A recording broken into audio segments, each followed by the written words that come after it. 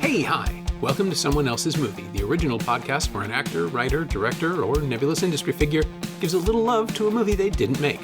I'm Norm Wilner, senior film writer for Now Magazine, and this is the other thing I do. And surprise, it's a Friday bonus episode. Haven't done one in a while? Thought I should. My guest is Agam Darshi, an actor you may have seen in everything from You, Me, Her, Dirk Gently's Holistic Detective Agency, and The Magicians to The Flash and Deepa Mehta's Funny Boy. You'll also be seeing her in Ava DuVernay's DMZ in a matter of weeks. Agam has also just written and directed her first feature, Donkeyhead, in which she plays Mona, a frustrated writer plunged into a personal crisis when her more successful siblings come back home to Regina to be with her and their dying father.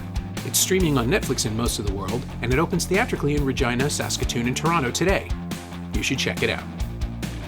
Agam picked William Shakespeare's Romeo and Juliet, Baz Lurhmann's stunning 1996 adaptation of the classic romance, with Leonardo DiCaprio and Claire Danes as star-crossed lovers living in an amped-up whirlwind of pop culture references, explosive violence, and swooning, heart-rending love, surrounded by a killer cast of rising stars and old pros. In an age where studios like Miramax were using literary classics as fodder for Oscar bait, Lurhmann and his Red Curtain team, screenwriter Craig Pearce, cinematographer Donald McAlpine, and production designer Catherine Martin, turned this centuries-old story inside out to show us its vivid, beating heart. So, of course we're still talking about it 25 years later. This is Someone Else's Movie. That's funny that you call it William Shakespeare's Romeo and Juliet, because I always think it's called Baz Luhrmann's Romeo and Juliet. I'm sure he prefers it that way. Yeah, I'm sure. So that film came out when I was 16 years old. And it was a very specific time in my life. And, we were studying Shakespeare at school. And I personally love Shakespeare. And I've seen a lot of different renditions made into films. But that one in particular was just so, it just caught me, I think he just does such a great job at making it so accessible. And I had never at that point in my life seen anything quite like that, and it has all the right ingredients to make it, a teen movie in some ways. But at the same time, it is really beautiful, and it's Shakespeare. So it has a lot of depth. And now that I'm older, I know that there's hate on for this film. And so it's kind of, I still keep going back to the fact that I think it's actually a really brilliant film. I think it was really well made, and really, he's very smart in how he was able to balance the heart of the film and make people really care while also adding so much sparkle. Yeah, I loved it. I mean, I remember seeing it at the time in my late 20s and reconnecting to all of it, to the intensity, to the story, to the decisions he makes aesthetically and narratively, and the weird conviction coming out of it that this was some kind of miracle because Claire Danes was delivering Juliet's lines as though no one had ever spoken them before. That was the thing that really struck me. It's an interpretation that feels like a teenager's version, where it just acknowledges everything is in technicolor and you can barely think because of the pulses in your head and the blood running through your body, and every idea you've had is the greatest idea ever, and every pain you suffer is the worst pain ever, and everything in the movie is just designed to telegraph that into the audience. It really surprised me, because I don't know if I was dreading it. I really liked Strictly Ballroom, and I was glad that he was making Shakespeare. It seemed like a good fit. But I know that the buzz around it was confusing. And I mean, I saw it about a week before it opened, and people were already starting to like it, but also like it in a really loud way, which before social media didn't have any expression other than, news group posts about how people are screaming at this film and they're not sure that's a good thing. And then I saw it and it's like, oh no, I get it. This is like, if you were a teenager and you saw this movie, it would be like being in a room with the Beatles. It's just a seismic event. At the time, right? DiCaprio was the biggest thing and was getting only bigger. And so, and he's so beautiful when he's young, and he was the perfect Romeo. And then you have Claire Danes, who was just so beautiful. And it just made this, it was definitely a teenager's wet dream in a lot of ways. But I think it's actually a lot more sophisticated than people give it credit for. I think he's able to really bring life to, I feel like Baz Luhrmann knew the script inside and out, which you have to when you do Shakespeare, but he brought life to lines that sometimes are so, they're thrown away, or people don't really think about them, or they give it much credit. But he was able to just really break down certain moments and certain nuances in the dialogue, in what Shakespeare wrote, that felt really fresh, that I was like, oh, that's what that meant. Everybody knew exactly what they were saying. And yeah, it was really quite wonderful in that way. Yeah, I hesitate to make the comparison because it feels like it's almost too pat, but it really feels now like the only other thing that comes close is Hamilton, right? For the theater kid appeal of watching a mashup of something that should be a certain way played in a very deliberately contemporary fashion, almost explicitly calling attention to the fact that it is a jarring mismatch of what's happening versus what happened. I remember the opening sequence, like the opening shot, of the announcer just starting into the play without even blinking, and the audience can either take it or leave it, but this is where we're going. Yeah, there's nothing about it that really makes sense, and I think Hamilton's such a great comparison, because I think there's something about that. There's something that I personally really love when you're able to mash up a few different genres unapologetically, but yeah, and he does this throughout. You can't really pinpoint what he's trying to do. Like, there's a little bit of Bollywood, there is a little bit of opera, there's, and it's more like more is more, for him. Like, there's no subtlety about it, which is really bold and scary. And I think the thing that also kind of excited me, I watched it again recently, was just the fact that it shouldn't work. Like, it shouldn't work, but it does, because it seems like all the actors are kind of in their own film in some ways. Some are doing comedy and some are actually, in this love story. And maybe it's just the groundedness of their performances that makes it work. But then some, like the mother, she's fantastic, but she's not really grounded. Sometimes she is, and yet somehow it works. Sometimes you understand who she is and why she's like, such an important character to Juliet, and how she sort of fits into all of it. Yeah, I guess what I'm trying to say is just the fact that you care about the love story. You want Romeo, like, it's tragic at the end when she wakes up and she sees Romeo like take the poison and then he dies, like you really feel it. And you feel sort of how these two families made that happen.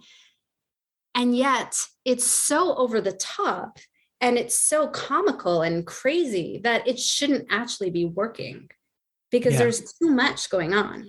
Yeah, well, you mentioned opera, and I think that's a pretty good point of comparison as well, where everything is larger and louder, because that's how you deliver the emotions. Like, you remove all the barriers to expression and just sing, nobody sings in this movie. Paul Sorvino somehow is playing as Papa Capulet is incredibly operatic without ever raising his voice, really. Yeah. Like, it's just his face more than anything else.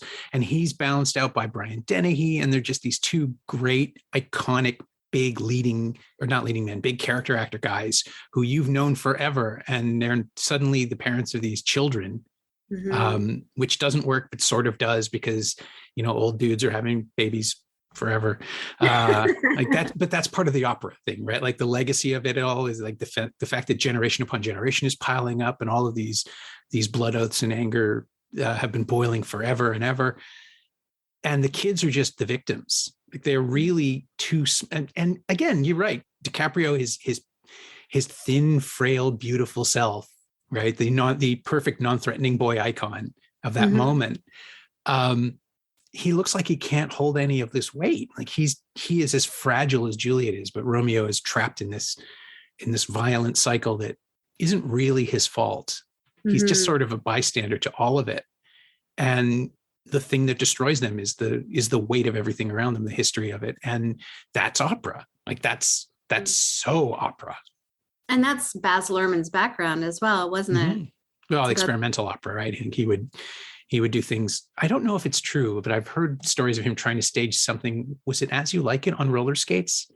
I don't know if it's true, but I want it to be. It sounds like it could be. It's very convincing. I love that. Like, I think film is so expensive. Why do they give him so much money to make the film that he makes? But they do it. And it's such a riot to watch, and it takes a lot of balls to, am I allowed to say that these days? It takes a lot to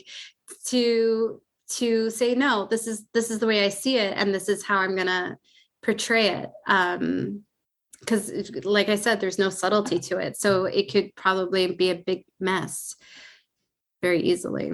Yeah, but it's the control, right? Like the sense that someone is at the tiller, that there is someone in command, and they're all holding that line, that tonal line of excitement and abandon just enough. I mean, yeah, there's no way that this film should have room for what John Leguizamo does, and also somehow what, like, I don't know, Paul Rudd does, and they occupy the same space.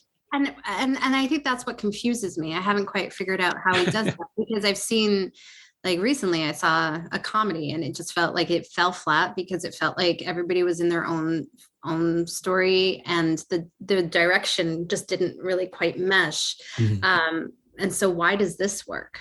I don't know. Because they're all in sequence? I don't know. It's possible. You have just enough unreality. I mean, it's the same way that in Moulin Rouge, when people start singing songs that haven't been written yet, it makes sense. And I think it's just because there's no attempt to explain it. It just happens. Maybe. And it doesn't look back, right? Like, it just keeps rolling. They say that Bollywood is also, like, Baz Luhrmann likes Bollywood. And that's also been for him, an inspiration in his work. And I guess they do that as well, like, all the time. There's nobody's trying to explain why you break out in song and run around a field, but that's part of the world. And so you just accept it. Yeah. Was it Gurinder Chadha who made Pride and Prejudice, which has that scene early on of Naveen Andrews just saying, "We're all going to dance now, just don't worry." Yeah. It's been a long time since I saw that one. Yeah, it's been a while. So, but how often do you come back to this? I mean, is it something that has stayed with you, or that sat for a while? Because it's been a good, I would say, probably 20 years since I looked at it last. It's been a long time. I mean, I watched it recently, but before that, yeah, for this, I was like, let me remind myself again why I like this movie. But it has been a long time, but I think it just stuck with me because I really love coming of age films, in different ways. And that one just made such a big impact at that particular time in my life. It really just, it does have the angst, and it was everything that a young woman wanted in her life, not necessarily the death at the end, but just sort of like that desire, to feel, I think, is really what it comes down to. It's all about feeling, and desire to just want to feel more and experience more, was really just had a real impact on me. And I think there's also something about just feeling like he was coloring outside the lines, and that's refreshing sometimes, when obviously his technique is so good that he can color outside the lines and it still works, and he's able to create something beautiful from it. But it's refreshing. Like, I remember actually around the same time, or a few years later, I was introduced to Hawksley Workman. Do you know who he is? Oh yeah, I've seen him in concert a few times. Yeah, and so this was early on in his career, and I remember seeing him on stage, and he was wearing like this red feather boa and just like singing, like, again, like in that kind of operatic sort of cabaret kind of way. And I think maybe that's just something that I'm really attracted to as an artist, because it's like, oh, there's no rules here. I think that's what it is. There's no rules to Romeo and Juliet. And I find that refreshing in a world that is so built on rules, and in an industry where, like, people are always telling you, like, it has to look like this and go like this. Well, and especially too, if you're that age and you're still a sponge, right? Like you're taking Mhm. in, you haven't figured out your own approach yet. If you're taking in everything and you see one thing that resonates with you, you'll come away thinking this is the way I should work. This is the way everything should be. It's the Hamilton effect, right? There are 100 different people badly doing what Lin-Manuel Miranda does beautifully because of that. Not because of the success, but because they were in the audience. Mhm. What was the Velvet Underground line? Like 12 people saw them, but everybody who saw them went off and started their own band. Baz Luhrmann, I think, is that kind of game changer. He's the not everybody who saw Strictly Ballroom came away impressed, but I remember at that year at TIFF at 1992, it was there with the same studio. Well, Miramax had them both, actually. Miramax had brought that and Reservoir Dogs. And very quickly it became clear that there were two camps. There were people who loved one or the other, and then there were people who loved the other, but not the first. And I liked them both, but I was 24 and a guy, so Reservoir Dogs was my thing.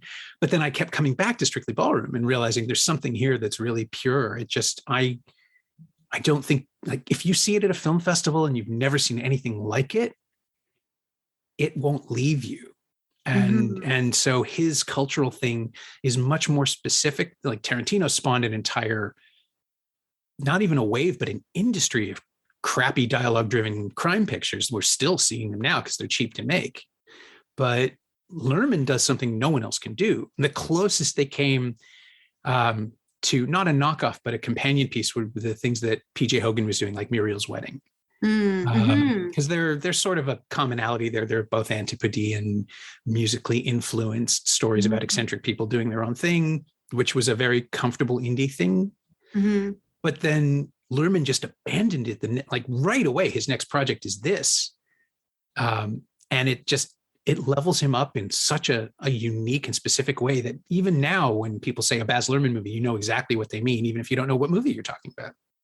Yeah, I think that's quite a legacy, that's pretty wild that he has the ability to do that. And it also transcends a lot of cultural things as well. Like he's from Australia, but he's really sort of playing with so many different references from different kinds of cultures. And so maybe that's also the appeal, is that, whether you are from India or whether you're from, Australia or Canada, there's just something in there that just feels like, oh, maybe I've seen this before, even though I have never seen anything like this before.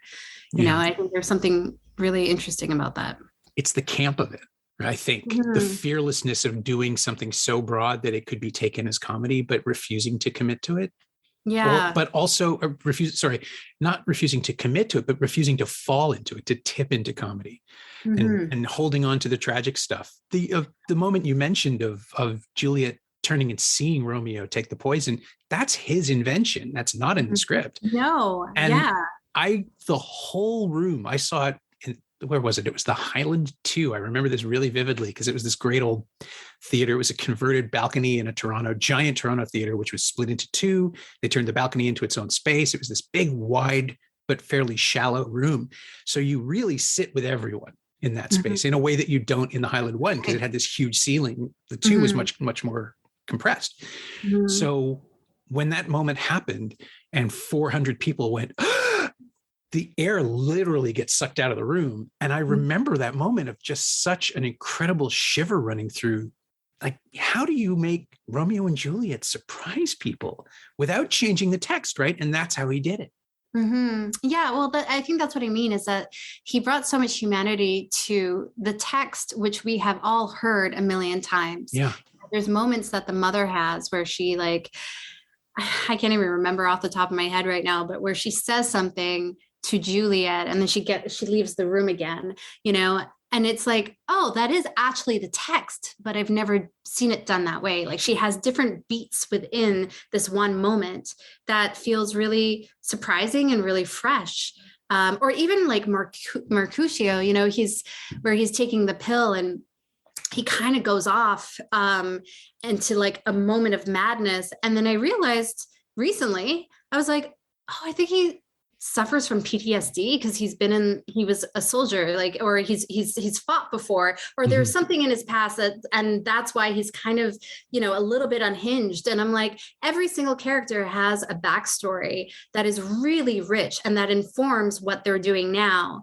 And even the choice for some of these characters to have accents, and they don't usually, the actors themselves don't speak that way, but they have such a rich backstory. So I guess the thing is that Baz Luhrmann was able to give the actors so much that they were able to really ground their characters. So even though there are some of them that are like a little bit more funny and a little bit crazy or whatever, just the reality, like they believe in this story so much, in this world so much, that as an audience member, you can't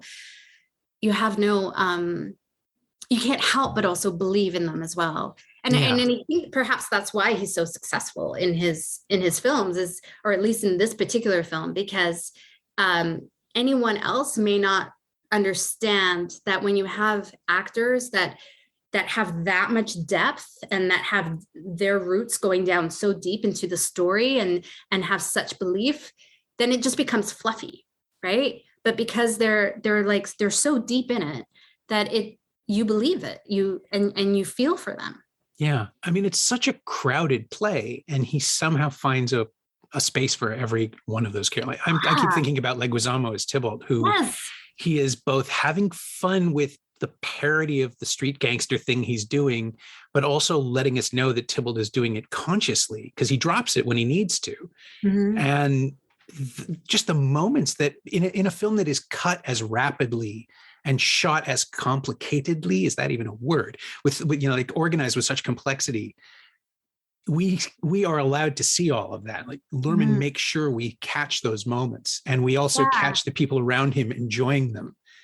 And it's a way of participating. It's a way of inviting us onto the stage with them in a weird way, and just say they're committed. So you need to be as committed, or else you'll be lost. And there were critics who couldn't keep up. I remember reading kind of complainy reviews about how it was the MTV's Romeo and Juliet. That was a big thing at the time. And then you look back at the MTV videos that were being produced at the time, and it's like, that's how movies are made now. It's just, it's TikTok. It's just the younger generation figuring stuff out and realizing that they can process information a little more quickly than the older generation. And there's really no reason not to do that for effect, for impact, and going for it, just going for it.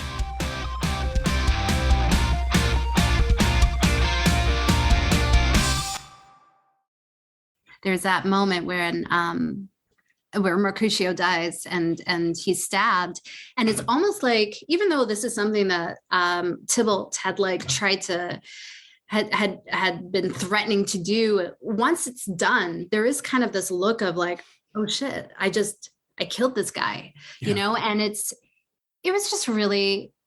it was really profound, because you just don't usually get to see those sides of people, and so that was really, I remember watching that, and it just really hit me, the nuances of the performance, especially his. I really love John Leguizamo a lot. Yeah, it's a really great role for him. I'm kind of surprised he didn't get more action work, although he has talked about just the whole I want to get the quote right, but he's talked about felt he'd been discriminated against as a potential leading man for his entire career. And I certainly, given the roles he got, it's not hard to see it. Oh yeah, I remember seeing him live on in LA. He did his one man show. Oh man, he's just ghetto clown. He's so good. Like he's so dynamic, and I've just been such a fan of his for so long that it does kind of blow my mind that he's not everywhere or more of a lead. It's funny how people get kind of slotted into different things, especially when they are people of color. Like he definitely should be a lot further ahead. Yeah, I've only seen his live stuff on tape, and it's been amazing. I can't imagine what it would be like to see it live. Oh, it's great. It's just, he's so funny and fun and fearless. Yeah. And again, Luhrmann captures it. He gives him an opportunity to channel it into an existing role in a world we vaguely recognize, and still make it feel like a superstar performance. I mean, he was the actor everyone was talking about. I mean, okay, DiCaprio and Danes, but the standout among the ensemble, I guess, was always Leguizamo. And it's like Tybalt's a great role. He's having the best time with it. But if they got that wrong, no one would remember him. Yeah, he's so dangerous, and he's frightening. You know, he's actually legitimately frightening playing that role. I remember there was this one moment where he had one line, one verse, and just the way he was able to sort of like, you know, march into it and say his line with so much, he took his time, and he really just settled in. I don't know. It was quite remarkable. Like just everything that he brought, even to like one stanza.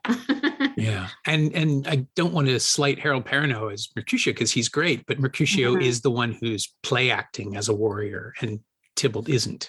So there's no doubt every time they come together, it builds the story, right? It builds the idea of Romeo as the peacemaker because he knows his friend is going to get killed if he goes up against this guy. And that's Juliet's responsibility in a strange way. And it all comes back to them. And again, the architecture of the play, there's a reason it's been performed everywhere in every language over and over and over again for centuries. But now it feels like watching The Wire almost, like with its understanding of layers and layers and layers and how everyone interacts with everyone else. It's so many versions on film drill down into Romeo and Juliet and keep it from coming to life when it's so clear that the world is what matters and what gives it texture beyond the sappy teenagers in love thing. Yes, I think that's also what Shakespeare wanted, right? I mean, that's the type of writer he was. He didn't want these like grand, very like pretty, you know, plays to be seen. He wanted a ruckus. He wanted people to be drunk near the stage when they were performing these and talking back to the actors. Like that was the energy. And I think Baz Luhrmann was able to capture that with this film. Like it is a ruckus. It's a circus. It's an event, you know, and it's as it should be seen. Yeah. It's so good. It's so good. I go back and forth on which one is his masterpiece. It's either this or Moulin Rouge. Moulin Rouge does drill down in a way that I like, also just because Nicole Kidman is as good in that as she's been in anything. And she could have only been playing a two-dimensional, like Satine as a character barely exists, but she invests her with so much life that it matters. But then I come back to this and that moment between DiCaprio and Danes, between Romeo and Juliet as their lives end. And it's like, God damn it. You know, not only did he think of it, but he framed it, he shot it, he cut it in such a way as to make us feel again this tragedy that we've known was coming. I don't think there's anybody who doesn't know how this ends. And even the opening line, the newscaster tells us, never was a tale of more woe. But oh my God, it hurts. It hurts. I absolutely agree. And yeah, I don't know how he did it. You know, technically, yes, because I understand, but yeah, you can take it apart and look at it shot to shot, sound cut to sound cut, but it doesn't seem like it would really make sense given the fact that it is an MTV sort of commercial, really. You know, it's not, it feels like so much fluff. And yet underneath that, there's just so much that like vibrates and that resonates. And yeah, just to kind of see these two people that you know are going to die, and it doesn't make sense that they fall in love with one day and one moment, and yet for some reason that moment, I keep going back to it. One of my favorite moments is when they see each other for the first time through the fish tank. Oh yeah, I mean, he was able to have two people fall in love with no words, literally within like, you know, a minute as they're watching each other, and yet it works for some reason. Well, Danes is just such an incredible reactive performer. And DiCaprio is so present and alive that, I mean, I get him, he plays curiosity and she plays charmed in a way that also feels like it's never happened to anyone before. I was stunned at how well she fits in. And that was the thing too. I was worried that she'd be too contemporary because I'd seen her in My So-Called Life and she is so in the moment, right? In that. And then you realize that Luhrmann's device is that it is contemporary. So it doesn't matter. People can play period. People can do the accents. They can wear armor. Whatever they want to do fits in this world. He's already built it.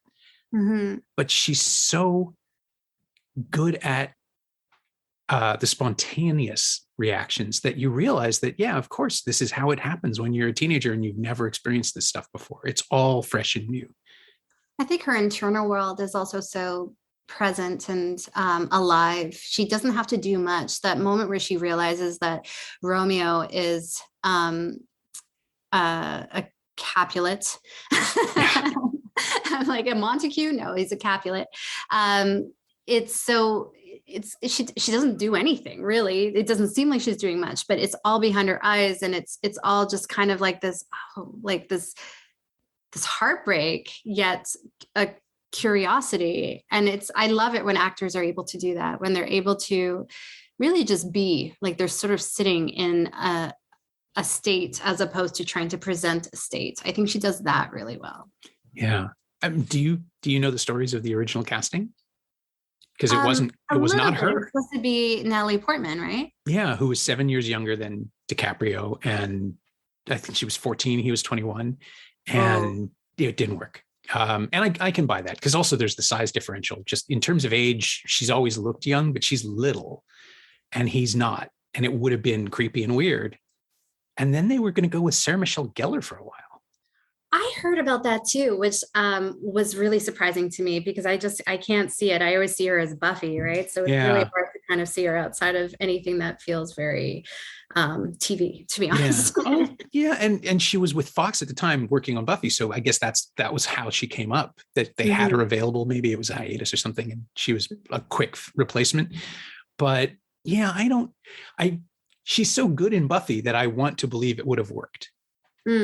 But I can't see it either. It's weird. I think Claire Danes just has like a classical appeal as well. She seems like she's classically trained, and she has trained since she was really young. So I want to believe that just all of that would lend itself well to being able to present Shakespeare. Shakespeare is so hard, you know. You need somebody who's just able to deliver that language in a way that feels really honest and grounded. And she was also really young. She was only like, what, 17, I think, when she... That sounds about right. She was born in 1979. So yeah, she would have been 16, 17. 16 when they shot it? That can't be right. I guess it is. That's weird. Good for her. Because I mean, there's so much wisdom behind what her performance was, right? She feels like a wise soul to be able to pull that off. Yeah, it's still a good 4 or 5 years younger than her co-star, so closer to the real age. I mean, I've seen people of the approximate age in movies. There was one with Haley Steinfeld a little while ago. I don't think anybody had the right tone. Like, it's not anyone's fault, but it just doesn't work on film. You can see that everyone is reading the lines and trying, but it's just not landing. And sorry, this is a version of Romeo and Juliet? Romeo and Juliet, yeah.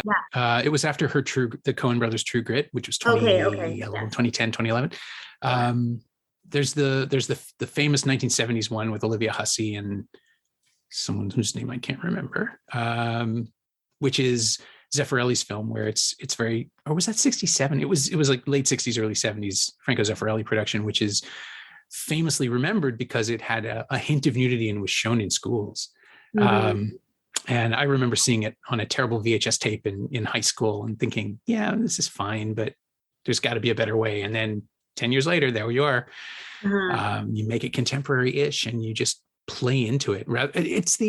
You mentioned that Shakespeare wrote his plays for raucous audiences, and everybody remembers paintings, right? So everyone sees still lifes of these performances where actors are hitting some sort of pose with a skull in their hand and the light hitting them just right in what we assume is hushed silence. And so many movie versions seem to be trying to recreate that airlessness where you honor the material to death. And yeah, as you said, Lurhmann does not care if he honors it as long as he tells it properly. That's not exactly it. He's chasing the emotional impact rather than the austerity and the severity.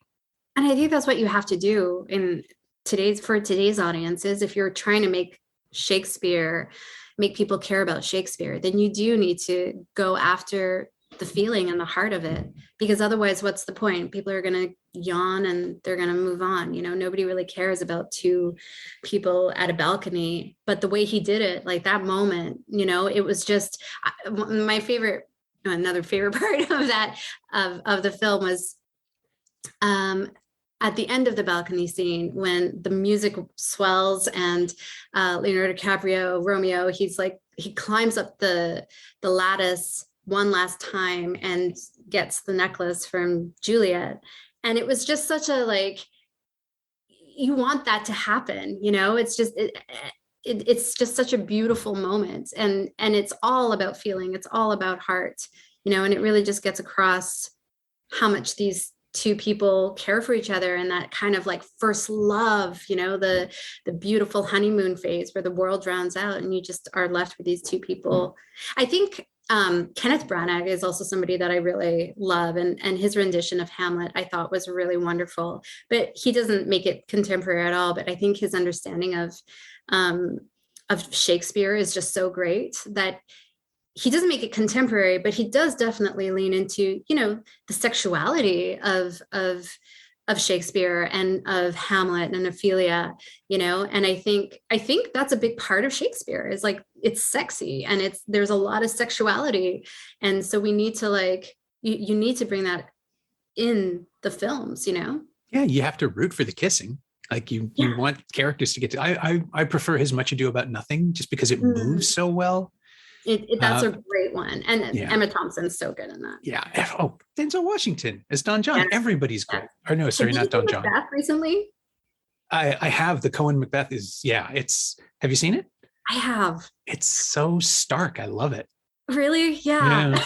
It's really stark. There's moments I like. The acting obviously is amazing, but it was a hard one for me to really kind of get into. And I think that's the thing is that with Shakespeare, for me at least, I just find that sometimes it can be really hard to just connect. And so, film is a visual medium, and so I want something yummy to look at. I want to fall into I want to swoon. Yeah. Okay, I can see that. The more expressionist black and white of it. I like that because it tells us that there's a reason they cast people in their 60s to play these characters, that they're old and childless and empty, and this is the world they've built for themselves. But I get what you're saying. There are lustier versions of Macbeth that are livelier. I mean, there's the Polanski one, which is problematic in a million ways, but it's a film about a man working through the loss of his wife and unborn child that is all over that screen. You can't get away from the fact that this is made by a traumatized person, whatever else is going on in the world. I think the versions of Macbeth that I really love is when I don't get me wrong, Frances McDormand was amazing in it, but I understood her, but I think I just really love it when I can see the manipulation when through Lady Macbeth, and that connection that she has with her husband, that's just always a little bit more perhaps sexual, or there's the way Lady Macbeth is able to manipulate her husband through different means necessary. Yeah, that's true. The Coen version is really more about insecurity and a feeling that she's owed something that she didn't get, as opposed to someone who seizes the chance to do evil. That version of Lady Macbeth has always been, that's a villain as opposed to a victim. Well, also just the desire, wanting, just I want something. So how do we go about getting it, and what can we build together? And how do we get what we want? I don't know. I find that interesting when Lady Macbeth is played in that kind of vein. Yeah, someone who's thought it through enough to see the pros and cons, but also, what if I removed all the possibilities of punishment? What would we get then? Yeah, and how do I manipulate my husband in order to get it? What have I got as a woman in those times? What assets do I have that I can bring to the table in order to make him see it from my point of view? Yeah, I kind of wouldn't mind seeing Claire Danes tackle it now. That would be interesting. Yeah. After what we've seen on Homeland and her range and her ability to play people with sort of conflicting, not morals exactly, but conflicting goals in the way that character could contain a million things that would push and pull at her at the same time. That could be fun. I think you're right. I Yeah. want Macbeth to be fun again. Let's do that. So I was trying to figure out a way to bring Romeo and Juliet around to Donkeyhead, because there is something there. There's the conflicting goals and the big swirling family. But in Donkeyhead, it's much more intimate. You're not doing anything that Lurhmann did. You're trapping people in spaces with each other, mostly interiors. But there is a sense of conflict about honor and family and what it is to be the child of someone who holds power over you. Even when that person is no longer able to exercise that power, you're still feeling, your character feels very much trapped between her responsibilities to her father and what she wants herself, to the point where I don't think for the first hour she can even express what it is that she feels trapped by. That's actually really interesting. It's the first time I've seen it from that point of view and that lens, that there is perhaps something Shakespearean about Donkeyhead. It's a family tragedy. I mean, obviously. No, I think you're right. I think you're right. And that's kind of, yeah, I think that's really fascinating. And it's just the different archetypes of characters. Yeah, I mean, it is, I think just so actually, like, I think coming from a South Asian background, so much is about honor. It's about, and there is so much shame embedded in the culture. And so much is about duty, to the point where we don't, for the most part, put our elderly in homes. There's a lot of duty about like having to keep them at home and care for them until they pass.